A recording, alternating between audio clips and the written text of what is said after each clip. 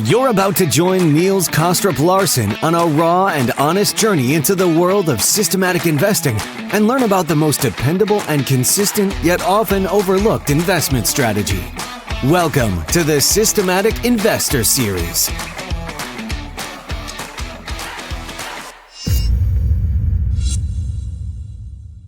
Welcome back to this week's edition of the Systematic Investor Series with Richard Brennan and I, Niels Kostrup-Larsen, where each week we take the pulse of the global markets through the lens of a rules-based investor. Rich, it is so great to have you back this week. How are you doing down under? What's going on? Very good, Niels. It's quite cold down here, but I'm getting ready after this podcast to head off down to the farm to do some controlled burning, because in winter down here, this is the opportunity to do some controlled burning to stop those big fires coming in their summer season. So I'm going to be Smoky Joe for the next week. That sounds interesting. You know, it's funny. Obviously we had the U.S. Unemployment numbers yesterday, and we hear a lot about the U.S. economy in general. But I don't have much of a feel for the Australian economy. I mean, how are things down? How does it feel from where you are? We tend to be a mini US, a mini me, a mini US. But, what's happened over here, it's quite interesting. Our property markets are booming, and we've got a rental crisis over here where rents are skyrocketing on our property prices. The Reserve Bank yesterday decided to just put interest rates on hold for a moment. They believe that they've had a sequence of very small sort of uplifts over the course of time, and quite a large number of them. And obviously people in Australia can't remember back to the 1980s where we had, 18% interest rates and things. So, they start squealing when interest rates get up to about 4 or 5%. But anyway, what's happened is the central bank, our Reserve Bank of Australia, has had a number of lifts in a very sort of incremental way, small way, not in a big heavy way, but they put it on pause for the moment, just waiting to see what happens. But it's a funny state of affairs over here. We know, we feel in our bones that a recession is coming, but we're not actually seeing it yet. So who knows what happens, Niels? Exactly. I think actually recession has, not just in Australia, but certainly in the US and Europe, has been so anticipated, and I think a lot of people are scratching their heads as to when will it arrive? Because if we wait long enough, it will arrive. It's just a question of when. Now, normally before we dive into the topics, Rich, I also ask what's on your radar. Now, I kind of jumped in and asked you a little bit about the Australian economy. That may not be on your radar. What are you paying attention to in the world of finance at the moment? Well, with my trend following models, the last 2 months I've had small losses over the last couple of months, and that's basically because there's been a shift in my portfolio going on where some of the big outliers that I had, such as London sugar and orange juice, etc. They've gone through significant retracements now. So they've been significantly de-risked. They've hit those trailing stops, but fortunately the yen. It's all about the Japanese yen at the moment, and the Nikkei, the yen pairs. They tend to be giving a lot of support to the portfolio, providing a bit of opportunity to pay for some of those give backs of my sugar trades and orange juice. So it's interesting that there are certainly trends about, but I've yet to see it significantly evolve into the performance of my portfolio, because there seems to be some offsets going on between the give backs of sugar and orange juice and the growth of the yen. So, but fortunately now, all of the I've closed my positions down in London sugar and orange juice. I think is all over the last. It might not be all over when I last look. I still think it's going, but the yen pairs might take over. But it's de-risked out of the sugar trades, and it's now well positioned if those yen pairs continue trending going forward. So it'll be interesting to see what happens. Yeah, absolutely. Do you are you involved in any of the grains? I did notice as part of my sort of little trend following update that there's been some massive swings in corn and stuff in the last few weeks. And Yes, I trade quite a few of the softs, but there's no real sort of significant impact this month on the grains in my portfolio. I trade oats, trade soybean, soy meal, soy oil, wheat, etc. Cocoa's actually doing a bit of assistance at the moment for my portfolio, which is very unusual because cocoa traditionally for me has been an awful market. But not just for you, I think. I think most trend followers will be nodding right now, saying that's one horrible market to be a trend follower in. I know. Might make me sort of go and get a nice warm cup of cocoa after this podcast, Niels. Yeah.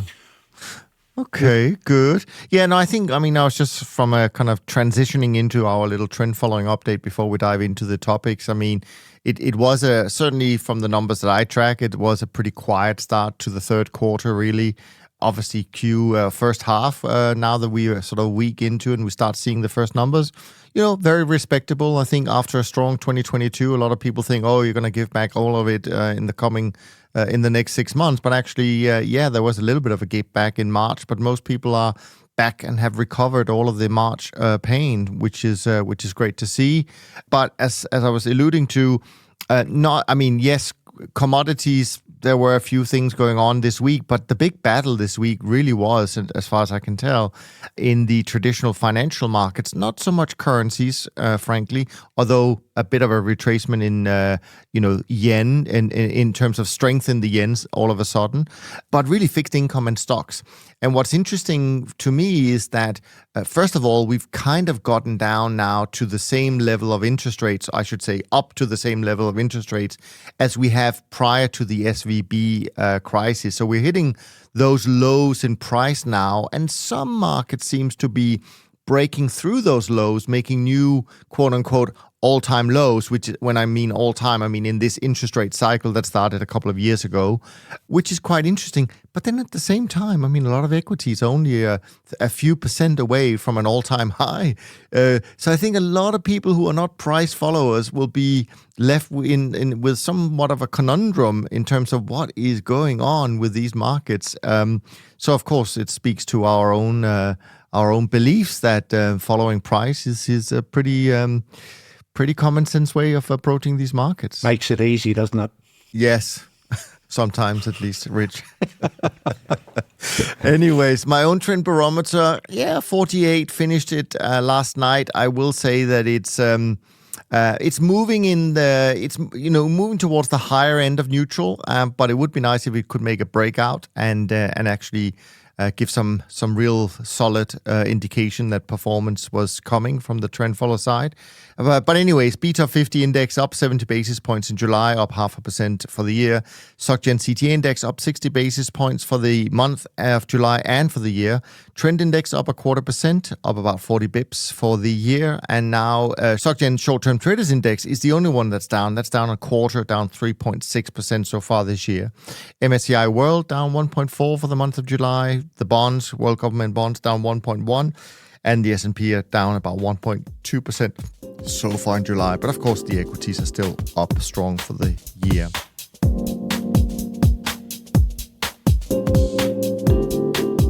All right, Rich, I have alluded to the fact that we have, as usual, some great topics that, you brought along, where we're going to sort of, again, try and peel back the curtain a little bit in terms of how we see trend following models and some of the key things that people should think about, let's put it that way, when they want to try and understand some of the things we do, some of the choices we make when designing trend following models.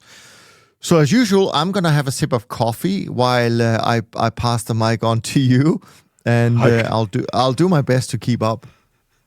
All right, Niels, that's great.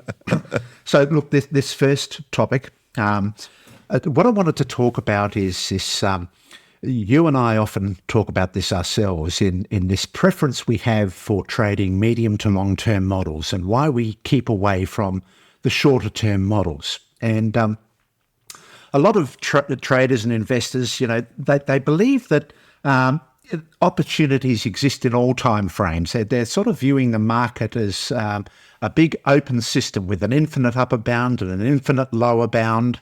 And they believe that, trends are just as valid in the micro scale as they are in the macro scale. But I'd like to suggest that perhaps there's a different way of viewing that perspective, to suggest that there actually is a fundamental reason why our backtest processes and all of the research that we've undertaken seems to fall on the medium to long term as a preferable stance for hunting these outliers than at the small scale. It's not to say that outliers don't exist at those small timeframes. They do, but noise is far more prevalent in those lower timeframes or those small timeframes. And as you stretch out to the medium to the long term, the prevalence of noise decreases. And I just want to explain how a complex adaptive system works, and in particular applying this to the financial markets. So the core principle of our approach, Niels, as we've discussed before, is that we believe that trader impact is the dominant reason why prices move. Now, of course, there are a lot of different investors and traders who apply derivative reasons that are things like fundamental factors, what's inflation doing at the moment, what are interest rates doing at the moment, what are the global macro factors, but they're more derivative reasons for what moves price. We sort of, because we're price followers, all of our information is being derived from price itself. And our philosophy lies in the fact that it is actually the trader impact of the buy and the sell decision and the quantity that's being bought and sold at that particular instance that is responsible for moving price. So we see that as trader impact. And the way we explain that trader impact is we say that everybody trades using their own models. And those particular models and the rules that are contained in those models determine the level of impact that a particular trade outcome has. Now, it's to be viewed like a big auction place where the brokers match the buyers and the sellers. So they're looking at matching quantities of the buy and the quantities of the sell to match them, and then that determines the price that is struck for that particular transaction. So it's the trader behaviour and their models which are basically implementing an applied force to the markets. If we get a dominance of one particular behaviour associated with a dominance of a participant or a group of participants that are applying a particular model that all gives a buy decision at the same time, they get matched to sellers, but the bias of that impetus of that behaviour starts exerting these pressures, which creates a bias in the price series. So understanding that context, we can now come down to what is a financial market. Now, we view a financial market as what we call an open asymmetrical system. In other words, it has a lower bound. And we view the lower bound as being the fundamental unit of trade activity, which is the tick. So if we look at market activity comprising all of these participants in a market who are all interacting in that market through their buy and sell decisions, the most discrete level we can get to is the tick. That basically is the starting point for the financial market. And as we accumulate more and more ticks of more and more trader impact, we start that starts consolidating into a price series over the course of time. So in the very short-term space, there is this lower bound. So it's an asymmetric, open-ended system because there's no upper bound, but there is this lower bound. So what that means, and we also have other complex adaptive systems that exhibit that asymmetrical property, our universe being one. It's an open asymmetrical system, which has a lower bound, but an undefined upper bound. In other words, the universe is still in the process of creating. We've got the stretching of space time. We've got the creation of new things. It's open ended, but it has this asymmetrical lower bound. When we come back to the point of the Big Bang where it all started, we see this asymmetry in place. The same way as financial markets exhibit this asymmetry. So at this micro scale, when we start getting a few participants, all with a fairly common behaviour, so in the very shortest time frames, the most participants that interact at those very short-term timescales are things like the high-frequency traders. They occupy that short-term space.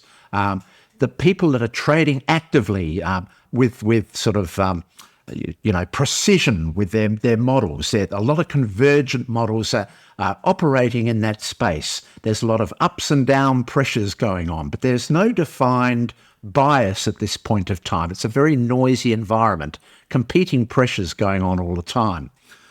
But as we slowly, in this asymmetric open system, start increasing the space of possible states, in other words, the number of participants increases in their behavioural activity and the way they impact with the market as we start going out to longer and longer time frames, because we're getting more and more participant interactions and behaviour.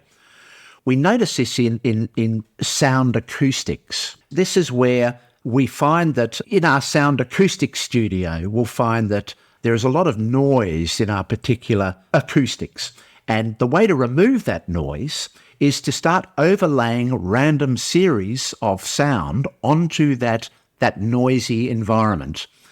Now, we understand randomness as being indeterminate. In other words, when we're not saying that this is randomness in the true sense of the physics word, but we're saying that it's a noisy environment. There is no clear bias in the series. There's a lot of linear up moves, linear down moves, etc. So when you overlay another random series onto that, you get destructive interference working where the noise gets cancelled out as we get more and more participants starting to interact in that behavioural mix.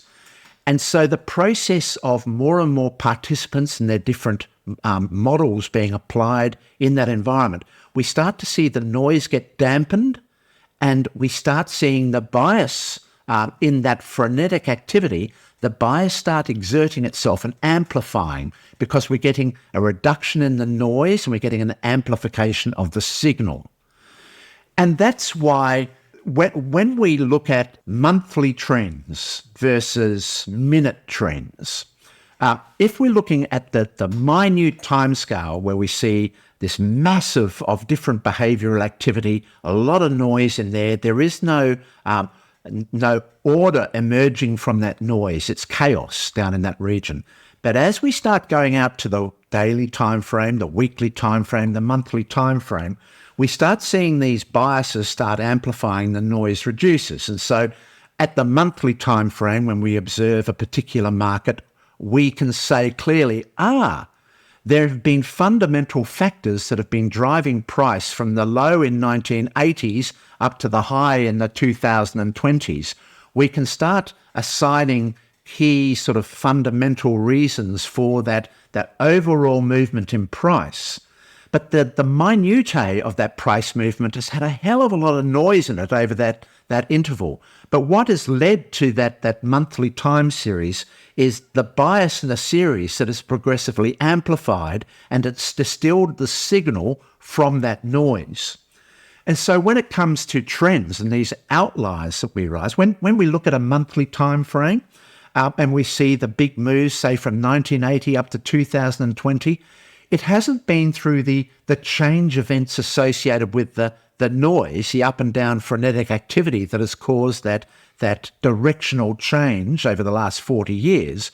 What it has actually been has been the major price moves, the major anomalies, the major directional shifts in the market, the major transitions in the market that has created that overall bias in the series. It's not the minutiae that's contributing to that. It's the emergent effects of all of this behaviour and the bias that has been amplified from that behaviour that is therefore arisen in that sort of longer term time frame. So if we view it this way, we can understand, then there is a preferential reason why we choose to adopt medium to long term lookbacks, because in a physics context, as far as a physical system, we can see that there is certain destructive interference and amplification effects, which is actually creating these beneficial opportunities as we step out with more participation out to the medium to the longer term. So I just want to sort of suggest that that is a way to view it, which therefore gives a definitive reason why we don't want to be trading in the short-term time frame, because the impact of that, the short-term price movement, is inconsequential to the overall price movement that you'll get of a series from this phenomenon of bias and from this phenomenon of amplification and positive feedback and all of these things we've talked about before in our series. So I just thought that that was an interesting way to start looking at that sort of question. Yeah, no, I completely agree. And I think for me, at least, I think this is also why when we talk about short term, and of course there is an index that we quote every week, the SocGen Short-Term Traders Index. But from my point of view, I actually don't think that that's short-term trend following. I think some people might get confused with short-term means short-term trend following. For me, it just means short-term, because as you say, there is too much noise in these data series for a trend following system using the golden rules, which is always important, to essentially make money from that. At least that's not my experience, and I have not really come across anyone who could demonstrate that they were doing trend following, but on shorter term time frames. I mean, of course, there's exceptions. I'm sure of that, but generally speaking, I think, quote unquote, those of us who call ourselves trend followers, we will gravitate based on the evidence towards medium to long term time frames because of exactly what you say. That's kind of how we can find the true signal, so to speak, in the data series. Yeah. Just on that thing as well, Neil says, there's a term that's often used in complex adaptive systems called emergent artifacts, things that are created by the system itself. And I think when we're looking at these massive outliers that we all like to sort of get involved with, they are actually emergent features arising from this complex adaptive system. They're an emergent structural feature, not from an individual participant's activities, but from the collective actions of all of these participants that create these emergent structures.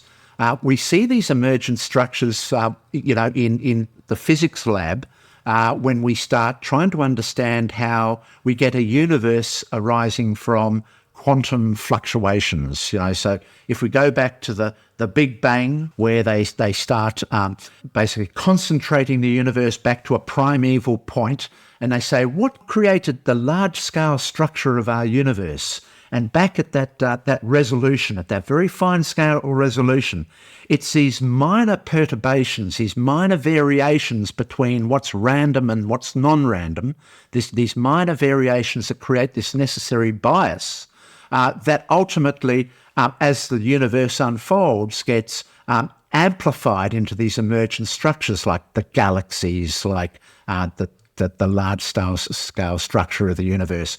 In exactly the way that in the financial markets, we get large-scale structures unfolding, these emergent structures from these biases that arrive at the very small scale. Because when you're in the world of non-linearity, you might have heard of that term, the butterfly effect, where a very small flap of the wings of a butterfly over in Brazil causes a hurricane over here in Australia, or a cyclone. That's the term we use over here for hurricanes. But it's this amplification property, it's this small bias, and it's this nested architecture of these complex adaptive systems that serves to amplify that effect, that actually small variations can create massive structural differences as an outcome in a non-linear universe. So that's the way I think it's useful to think in terms of these trends that we like to hunt. We know that they're outliers. We know they're anomalies. They're massive in extent. They're these emergent structures. And it's a bit like, when you examine any complex adaptive system with a microscope at the fine scale, it looks like chaos. It's a bit like looking at the computer screen or the TV from a very close perspective. You see all of these pixels and they have no form but as you step back, medium to long term, you go back and back and back, you start seeing these emergent structures from all of these pixels consolidating into a picture. That's an emergent structure arising from the interaction of these pixels. And it's the same way in the financial markets, from the interaction of all of these ticks, the behaviours of the participants in the market, how they're interacting, that as you scale back out, you start seeing these emergent structures unfold, such as these massive trends that ultimately get manifested at the monthly timescale. Yes, no, absolutely.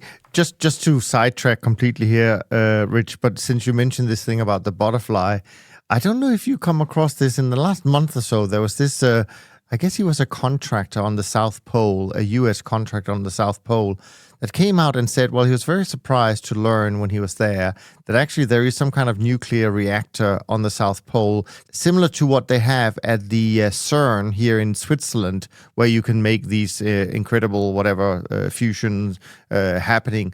And so what he said was, and this is the scary part, and talk about a butterfly here, he said twice when they started it up, there was an earthquake in Christchurch, right?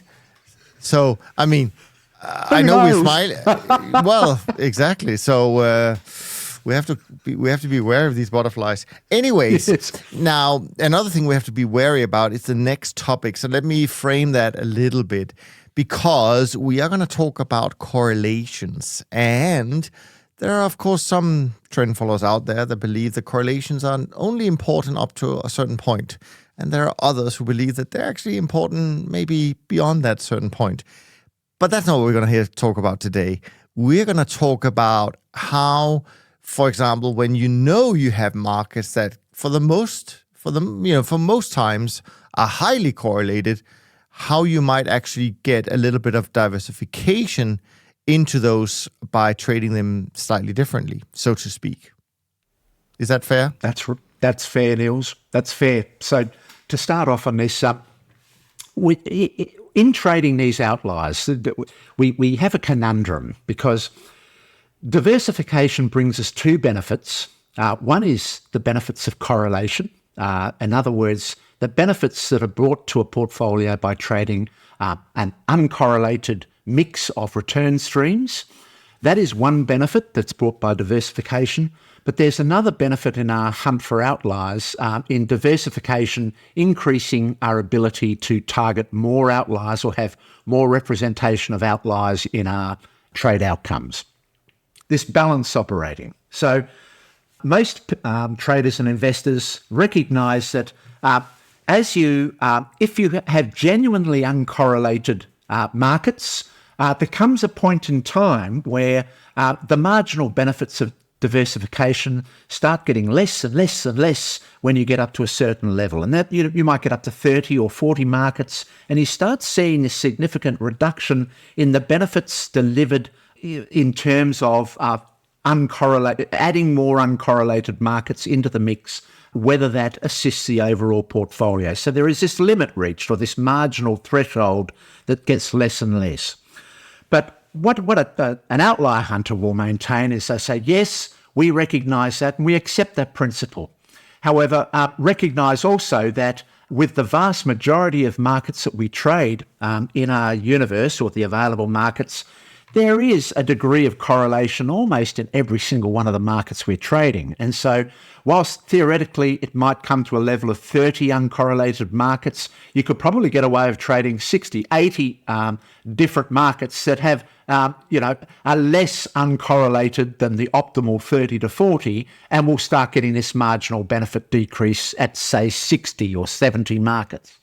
But then beyond that, why go further beyond that? Now, the outlier hunter is saying, well, the reason we go beyond that is because diversification offers these additional benefits in increasing the frequency of representation of outliers in our distribution of returns at the portfolio level. So we'll say we want to go further than the 60 or 80 where the marginal benefit decreases. But there is a little trick we can apply by using system ensembles So we talked, Niels, before about how I like to use what I call ensembles of trend following systems with my program. So in other words, if I'm trading a single market, I might use, say up to 10 different trend following systems to trade that single market. But each of those systems that have been developed using a trend following philosophy, they've got a different entry, they've got a different initial stop, they've got a different trailing stop and a different exit mechanism. So they're all individually unique. And the reason why we make them unique is that when we bring them together as an ensemble, the system design itself serves to break the level of correlation that exists in the trade outcomes of trading that ensemble as opposed to trading a single system on a single market. So let's say then that we had two very correlated markets, like let's say we had sugar and London sugar, two very closely, highly correlated markets. Or let's say we're trading Brent oil and we're trading crude oil. Historically, they've had very close correlations. They might have a 0.7 degree correlation, highly positively correlated markets. Now, when I apply this ensemble approach with these trend following systems, what I find is that I get a much greater trade frequency per market that I trade because I'm using multiple systems as opposed to one system. And what I'm finding is that the ensemble effect, because it's using principles of what I call co-integration and correlation. Co-integration is a long-term relationship, basically through structural design, that enables you to ensure that one system operates independently from another. So when we have different entries, different initial stops, different trailing stops, it's forcing an outcome where they're not going to be trading in exactly the same context as the other system. It's breaking the relationship of correlation that exists because you're trading these uniquely configured structural systems. And this is bringing this feature called co-integration into your portfolio, which is therefore allowing you to trade fairly highly correlated markets with an ensemble of systems, and you get totally different results when you're applying those ensembles on those two markets, even though those two markets are highly correlated. So an example is when I'm applying an ensemble of systems to, say, Brent and crude, if I visually look at the price series over 30, 40 years, they are incredibly highly correlated. But remember before, Niels, we were talking about the small variations that can create massive outcomes in our nonlinear world. We see that the very small differences that occur in those highly correlated series are enough when trading an ensemble of systems that we get very different trade histograms produced from each of those markets, even though we are deploying the same ensemble of systems to one market as another.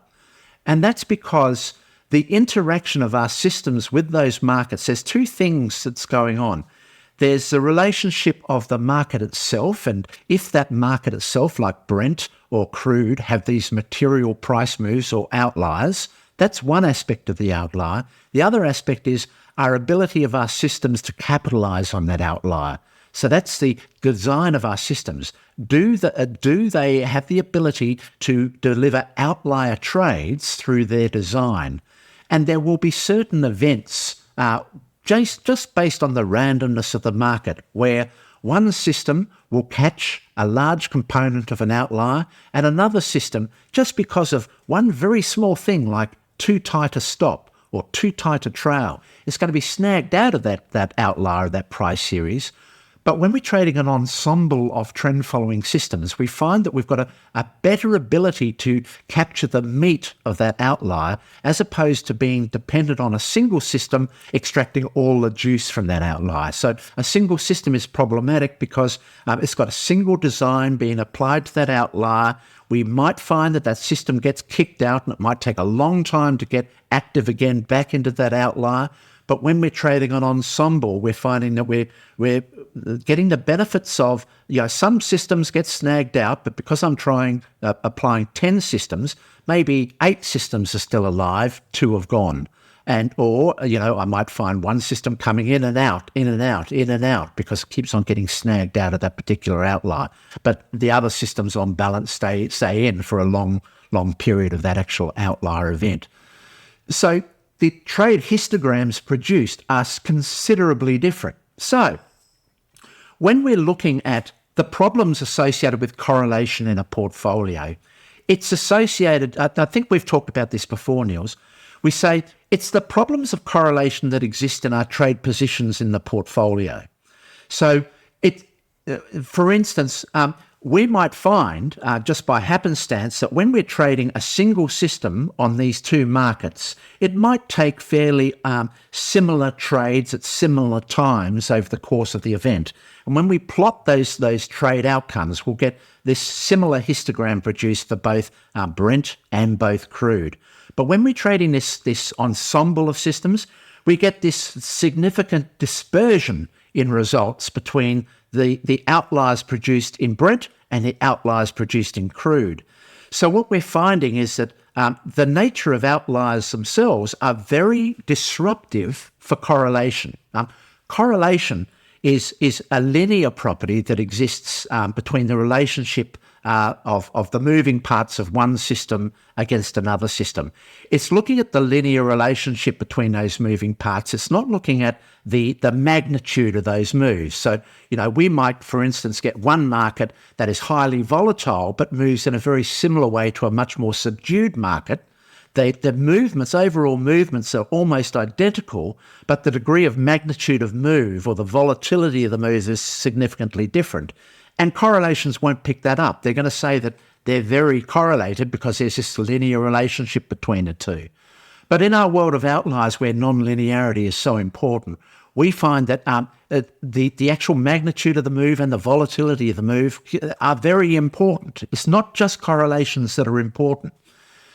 And when we're applying our ensemble of systems, we're finding we're getting the best of all worlds here, because it's allowing us, therefore, if we can produce a fairly uncorrelated relationship between 2 markets that are highly correlated, like Brent and crude, if our trade outcomes can be fairly uncorrelated when we're trading our ensemble on one versus the other, yet the markets themselves are highly correlated, what that means is that at the portfolio level, actual return streams in our portfolio are less correlated and less dependent on the market correlations that exist in that portfolio.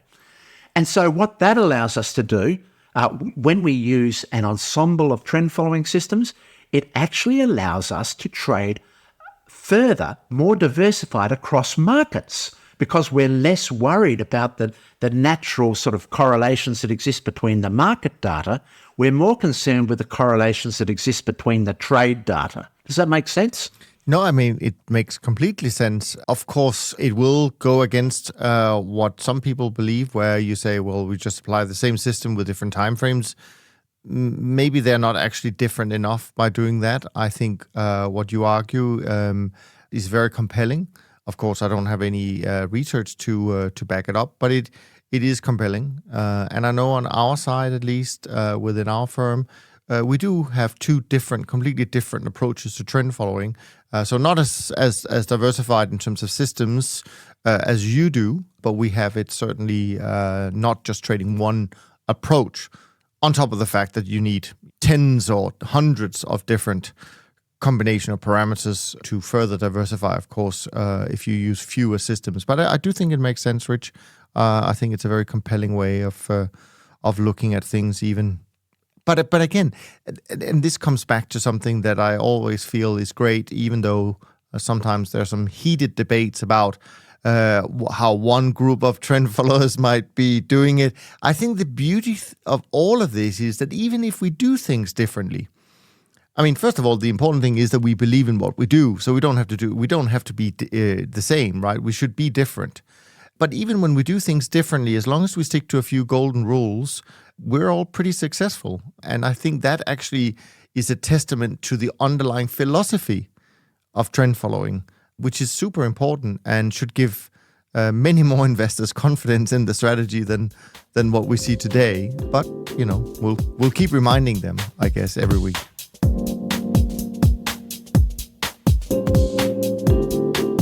All right, with that out of the way, there's a couple of topics I think we have left that we want to touch on. So in the interest of time, I'll let you kind of decide. We have about another 20 minutes or so, how you want to split it. So feel free to dive in, Rich, where you want to go. I know one thing we talked about, one of the things, or one of the topics for sure, is that, is why I would say most trend followers, and I don't know if this is true or not, but I think most trend followers probably treat all markets equal, meaning the same.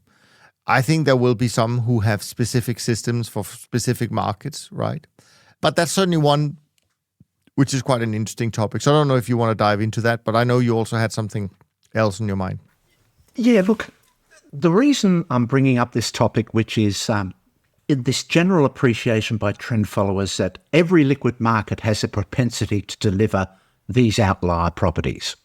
Now, the reason I'm bringing that to the attention of people is that you've got to be very careful when we make statements regarding we only trade uncorrelated markets and all of these things, because we know that when we undertake our research, when we undertake our back tests, we know that historically we can see correlations considerably change over time.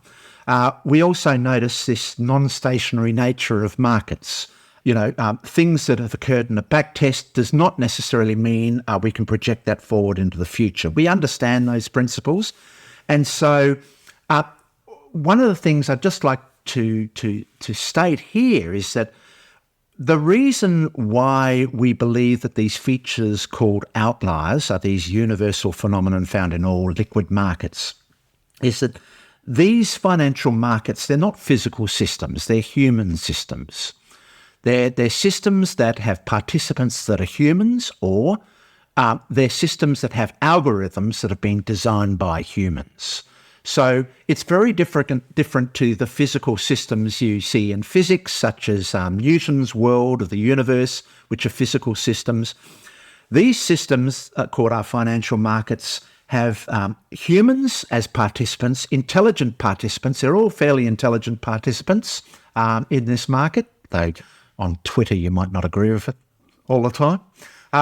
But there is inevitably these biases and this limited information available to each participant that creates these universal properties that we can find in any liquid market. So when we examine any liquid market, we see that there is this leptokurtic tendency of every liquid market over the long term. Now, when I'm saying the long term, I'm saying over 30, 40, 50 years of market data. You can see that the properties of that distribution have this leptokurtic tendency. And that's why we're saying that if we treat this game of investing, of trend following that we do, as a long-term venture, all of these liquid markets offer these tails, offer this leptokurtic tendency, offer this universal feature that can be capitalized on with our models. So our game is a game of patience. It's a game of applying our principles to any liquid market. So when we start talking about correlations of markets, what we're saying is, I've got to be a bit careful because historically I see that these particular markets are correlated. But does that mean I exclude them from trading them? And not necessarily, because even trading highly correlated markets, we can see that the correlations change when we're actually trading these things.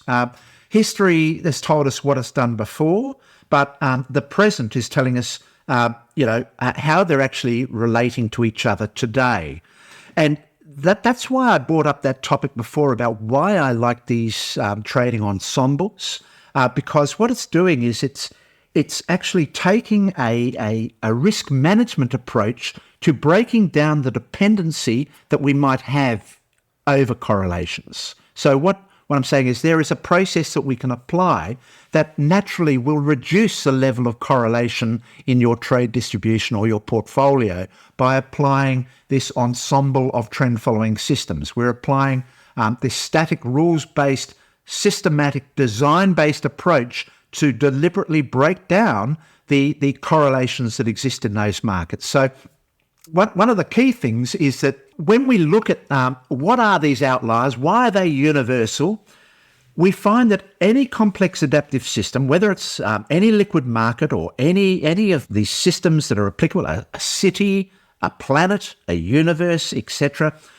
we find that these universal properties appear in many different forms, but they are regarded as what we call these transition events, Neil. So when we talk about change in a system, there are two forms of change going on. So if you could imagine we've got a system that is operating and over the course of its life evolves over the course of time to an equilibrium state.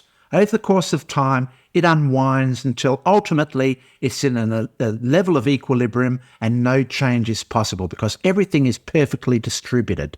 That's the way physical systems tend to evolve over time. And that's the way we believe our universe is unfolding over time, from what we call a point of low entropy to a point of high entropy. The order in the universe is slowly dissolving or dissipating, and ultimately we're getting to this cold point in the future called equilibrium. And at that point, we've got to be worried because at equilibrium, when we've got thermal equilibrium, there is no activity. Everything is a cold state, uniform distribution of heat throughout it. Everything is basically frozen in time. There is no movement.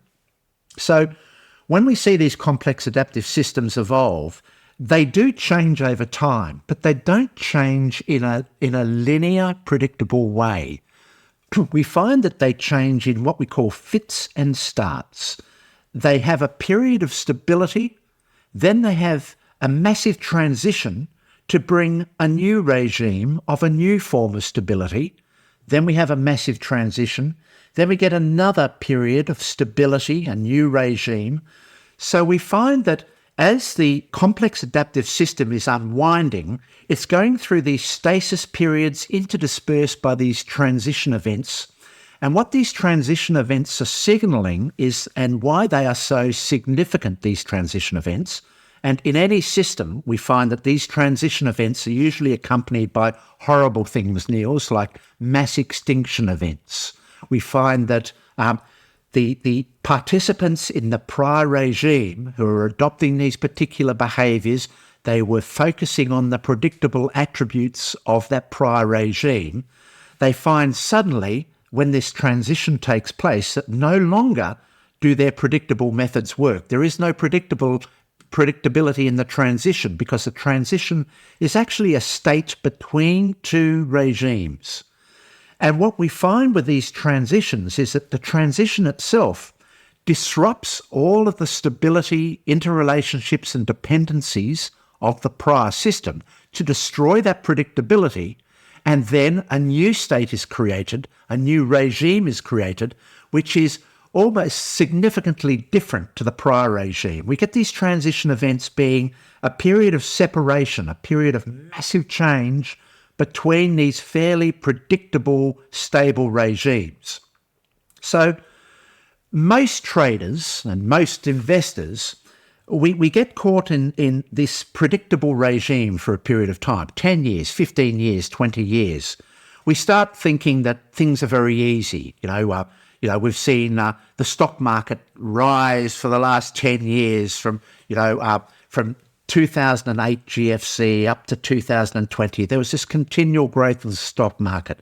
We had this particular regime. We had central bank interventions suppressing volatility. There were all of these characteristics, these predictable characteristics that most of the participants that were alive during that regime, they started to see the predictability in that regime and they started jumping on those opportunities and exploiting those predictable regimes. But lo and behold, we suddenly get a transition event. And a transition event is this period of massive change, whereas a a huge disruption to the prior stable state. So previously, where the central bank was buying the dips and selling the tips, or buying the dips and selling the tips, and applying this volatility compression control, we suddenly find that now we're in a quantitative tightening. We're not in quantitative easing back in those days. The regime has flipped. There's a totally different environment at play now. And we're finding that it takes time after these transition events for this new stability to emerge. So the separation of these stable regimes is interdispersed with this transition event that takes a fair while to sort itself out. But during all of that period that these transition events are occurring, this is when we get these major trending periods. This is when we get these outliers. This is when we find that all of the change that we saw in that predictable regime were associated with oscillations about predictability. We saw it as a bit like a swinging pendulum. We got this predictable pendulum in that prior regime where everything was converging about the mean, oscillating up and down in a predictable way. People were exploiting it. But suddenly we see that this level of change in that prior regime during a transition event becomes a totally different form of change. It's a much more chaotic form of change. There is no predictability in this change because what it's trying to do is it's trying to find the next stable state to settle on. So it could be undefined in term, in as far as time. It can be undefined where it's going to settle. We don't know. There is no quantitative statistical techniques during a transition that we can use to define how long it's going to go, how big this transition is going to be. In fact, what is the nature of that transition? It's almost chaotic.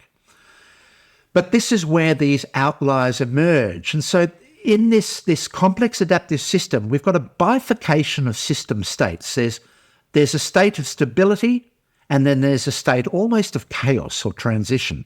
There are these two states at play generally, and we get these periods of transition on either side of them. We've got these different regimes. One might have moved to a lower order, one might have moved to a higher order. Totally different regimes, and different participants will benefit from those different regimes. It's a bit like being presented with a new environment, and we'll find that a different form of species is successful in that environment. New participant behaviour is successful in that environment. In the prior environment, a different form of species was successful in that environment. Same way as we should view traders. A particular type of trade activity, a particular very successful investment method might be totally inappropriate for the next regime. But separating those regimes is this transition, this chaotic frenzy where the entire arrangements of the prior regime are reshuffled and reconfigured to create this totally new regime. And so, these transition events are these universal features we find in every single complex adaptive system we see. So why shouldn't we expect them in financial markets? We must expect them in financial markets, and we do see them. But I think that the general sort of economic mindset is to not consider it this way. I think the general economic mindset is to treat the form of trends in our transition environment the same as the form of trends we find in our stable regime. And in that stable regime, yes, there were trends in that stable regime, but they were more of a mean reverting character. They are much more predictable. But in this zone of transition, these trends are much more chaotic, Machiavellian in nature, totally unpredictable. So that's why I like to view our world of finance as having this bifurcation of states. Where we focus on is this very chaotic world in the tail regions, which, you can't rely on things like backtests to give you guidance. You can't rely on statistical measures to give you significant guidance in this chaotic zone. You've got to rely on age-old principles like cutting losses short, letting profits run, structural design features applied at the portfolio level to mitigate your adverse risk. These other complex methods using a heavy leaning on statistics, etc., are certainly valid for more predictable more stable regimes, but perhaps are less applicable in these more chaotic regimes. So I think I'll just finish it off there, Niels. What do you think? I think that's great. And another way of sort of highlighting this, we talk about golden rules, but I think also what we're saying is that there are some universal truths that we can kind of pinpoint and that we can stick to. And when I was listening to you talking, I was reminded of a few things. One is, of course, regarding this thing about, whether markets are efficient or not. I was reminded about my conversation a few years back with Andrew Lowe, Professor Andrew Lowe, who basically said, markets are efficient most of the time. But it is when they are not efficient that these transition periods that you talk about happen. And of course, we can see this very clearly. We just look at a chart or just turn on the news. I mean, this is the thing. People sometimes I feel that we talk about financial markets and how to invest in them as if we're doing something that is a little bit sort of outside the norm. But if you just turn on the news, probably 90% of a news show is about things that are disruptive, things that are changing. It's never about some kind of rosy picture of stability and tranquility, right? It's something that is going wrong somewhere, right? Whether it's almost civil war in France at the moment or whatever it might be. It's never stable. It's never static.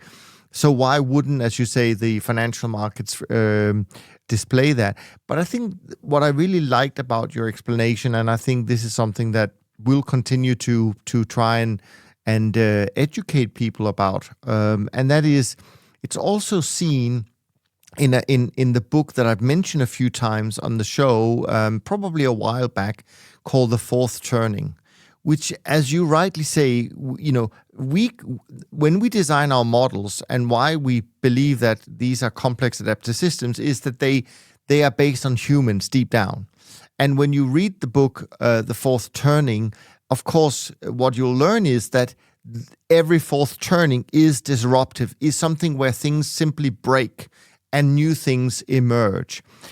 What is even more great is that Neil Howe, the author, will be on the podcast in a few weeks explaining his new book called The Fourth Turning is Here. And I simply can't wait to hear that conversation and for us to record that conversation.